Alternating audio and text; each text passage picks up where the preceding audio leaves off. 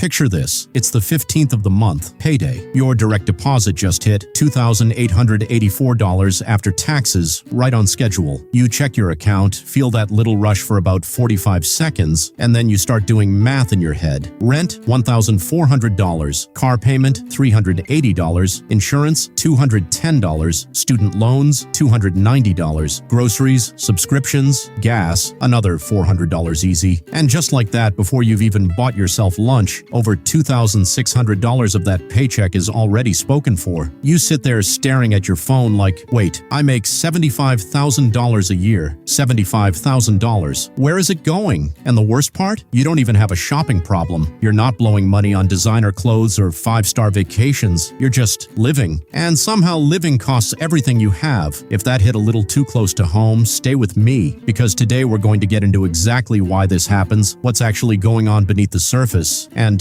more importantly, what you can do about it starting right now. Introduction. My name is William, and I spend way too much time thinking about why smart, hardworking people feel financially stuck, even when the numbers on their paycheck say they shouldn't be. If you're someone who earns a decent income, does everything right, and still can't figure out why your bank account never seems to grow, make sure to hit the subscribe button and give this video a thumbs up if this helps you out. Alright, let's get into it. Section 1. The $75,000 illusion. Here's the thing most people get wrong right from the start. When you hear $75,000 a year, your brain processes that as wealth. And honestly, 20 years ago it kind of was, but we're not living 20 years ago. Let's just do the basic math first, because I think a lot of people avoid this and it's costing them. $75,000 a year sounds like $6,250 a month, but that's gross income before the government takes its share. After federal income tax, state tax depending on where you live, Social Security, and Medicare, you're realistically taking home somewhere between $52,000 and $57,000 a year. Let's call it $54,000 to be fair. That's $4,500 a month hitting your account. Now here's where it gets really interesting. MIT's living wage calculator estimates that for a single adult in a mid to high cost city in the United States, no kids, nothing extravagant, the basic living wage is between $40,000 and $60,000 after taxes. That includes housing, food, transportation, healthcare, and basic personal expenses. Think about what that means. At $75,000 gross, $54,000 take home, you are potentially operating with $0 to $14,000 of actual breathing room per year. That's $0 to $1,167 a month maximum for savings, emergencies, fun, and your future. And that's the optimistic version. In cities like New York, LA, Boston, or Miami, you might be running a deficit. So let's stop blaming ourselves for a second. The math is legitimately tight. This isn't a discipline problem. It's an income to cost of living problem that nobody warned you about. But, and this is important, the math alone doesn't explain everything, because there are people making $60,000 who are slowly building wealth, and there are people making $120,000 who are completely broke. The income isn't the whole story. The system is the story. Section 2. The psychology. Nobody talks about. Look, I need to talk about something called lifestyle creep. And I know you've probably heard the term before, but I don't think most people understand how quietly and aggressively it operates. Here's what most people don't realize. Lifestyle creep doesn't happen because you made one big stupid decision. It happens in increments so small you genuinely don't notice them. You get a raise. Let's say you jumped from $55,000 to $75,000 a couple years back. That felt amazing, right? So you upgraded your apartment. Not something crazy, just a nicer place, maybe $300 more a month. Then you got a newer car because, hey, you're earning more, you can afford the payment. There's $180 more a month. You started ordering food more because you're busy and you've earned it. Another $150 a month. A gym membership here, a streaming service there. A slightly nicer wardrobe because your job has a culture. None of those individual decisions feel reckless. All of them together, that's $800 to $1,000 a month, $10,000 to $12,000 a year that evaporated without you ever consciously deciding to spend it. Economists call this hedonic adaptation, the psychological principle that humans almost immediately adjust to new circumstances and return to the same baseline feeling. The nicer apartment stops feeling special after 3 months. The new car stops giving you that rush after 6, but the expenses stay. They're locked into your monthly obligations now. And here's where it becomes a real trap, because your brain doesn't register these as luxuries anymore. They feel like necessities. Downgrading feels like losing, so you protect your lifestyle instead of building your wealth. Now you might be thinking, Okay, but I don't live lavishly. My expenses are pretty reasonable, and I believe you, but I want you to pull up your last 3 months of bank statements right now, not in your head, actually do it, and add up every recurring expense, every subscription, every small habit purchase, every automatic payment. I'll wait. Most people who do this exercise find $200 to $500 per month they genuinely forgot about, money that's been leaving quietly on autopilot every single month. Section 3, the 4 invisible wealth killers. Alright, so lifestyle creep is the big one, but there are 4 specific villains inside the $75,000 income bracket that I want to name directly. Number 1, inflation on your fixed costs. Your rent doesn't stay flat, your insurance doesn't stay flat, your groceries don't stay flat. The Bureau of Labor Statistics reported that shelter costs alone rose over 5% year over year in recent years. If your income doesn't outpace your fixed cost increases, you're actually getting poorer on paper, even while earning more. Number 2, the tax bracket squeeze. Here's something that frustrates me because nobody explains this clearly. When people hear $75,000, they don't think about the effective tax burden, but at $75,000, you're in the 22% federal bracket on income above $44,725. You're also paying 7.65% for FICA taxes, add state taxes, and in a high-tax state like California, you can add another 6 to 9%. The government is a very significant expense on your monthly budget, and most people never think about it that way. Number 3, debt service killing your cash flow. The Federal Reserve reports that the average American household carries over $21,000 in non-mortgage debt, student loans, car loans, credit card balances, at even modest interest rates that's hundreds of dollars a month, not reducing your actual debt meaningfully, just servicing it. You're paying to stay in place. Number 4, the savings rate math nobody does. The personal savings rate in the U.S. as of recent data sits around 4 to 5%. On a $54,000 take-home income, 4% is $2,160 a year, $180 a month. That's what the average person at this income level is actually saving, and then they wonder why $75,000 feels like nothing. Section 4, the math that actually changes things. This is where it gets really interesting because I want to show you the difference between what feels responsible and what's actually required to build wealth. Financial experts widely recommend saving at least 20% of your gross income to build real, meaningful wealth over time. On $75,000, that's $15,000 a year, $1,250 a month going towards savings and investments. Most people at this income level are saving $180. That gap from $180 to $1,250 per month is the difference between feeling perpetually broke and actually building something. And closing that gap isn't about making more money, it's about restructuring where your money goes before you get a chance to spend it. Let me show you what $1,250 a month actually does, invested consistently in a diversified index fund averaging 7% annual returns, which is a conservative long-term historical average. $1,250 a month over 25 years becomes approximately $1 million. $1 million.